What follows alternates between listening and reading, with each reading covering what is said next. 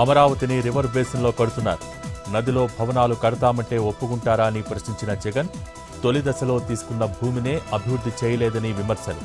మళ్లీ రెండో దశ భూ సమీకరణ ఎందుకంటూ ఆగ్రహం. గత ప్రభుత్వం రాజధాని విషయంలో మూడు ముక్కలాటలాడింది. జగన్ వ్యాఖ్యలపై మంత్రి నారాయణ కౌంటర్. రాజధాని పనులకు బ్రేక్ వేసేందుకు వైసీపీ ఆరోపణలు చేస్తోందని మండిపాటు. సిట్ విచారణకు హాజరైన జైపాల్ యాదవ్ ఫోన్ ట్యాపింగ్ కేసులో ప్రశ్నించిన అధికారులు తాను ఎలాంటి తప్పు చేయలేదన్న బీఆర్ఎస్ మాజీ ఎమ్మెల్యే.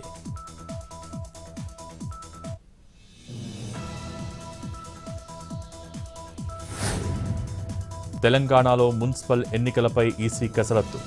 రాజకీయ పార్టీ నేతలతో సమావేశం. ఓటర్ల జాబితాలో మార్పులు చేర్పులపై చర్చ.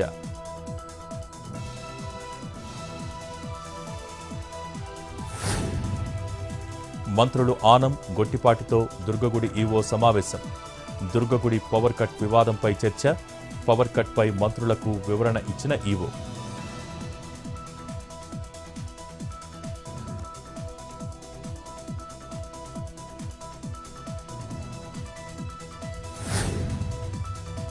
ఏపీ సచివాలయంలో కేబినెట్ సబ్ కమిటీ సమావేశం. ఎన్టీఆర్ విగ్రహ రూపకల్పన, ఎన్టీఆర్ మెమోరియల్ పార్క్ సహా ఇతర అంశాలపై చర్చ. ఎన్టీఆర్ విగ్రహ డిజైన్లు పరిశీలించిన సబ్ కమిటీ. నీరుకొండలో కొండపై భారీ ఎన్టీఆర్ విగ్రహం ఏర్పాటు చేస్తున్న ప్రభుత్వం.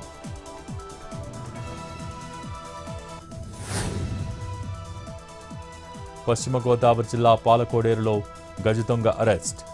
145 దొంగతనం కేసులు, 30 సార్లు జైలుకు వెళ్లి వచ్చిన దుర్గారావు.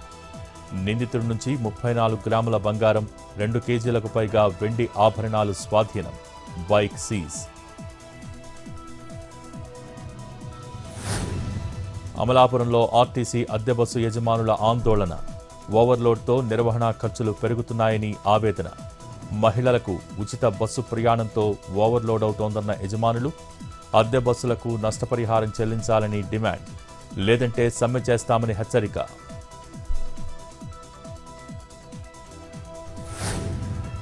మహబూబాబాద్ జిల్లాలో గంజాయి సాగుపై పోలీసులు ఫోకస్. డ్రోన్ ద్వారా విస్తృత తనిఖీలు.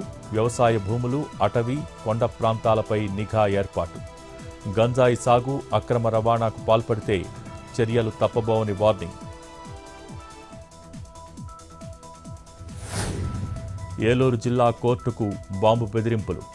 ఏవోకు మెయిల్ ద్వారా బెదిరించిన గుర్తు తెలియని వ్యక్తి. అప్రమత్తమైన అధికారులు. బాంబ్ స్క్వాడ్ తనిఖీలు.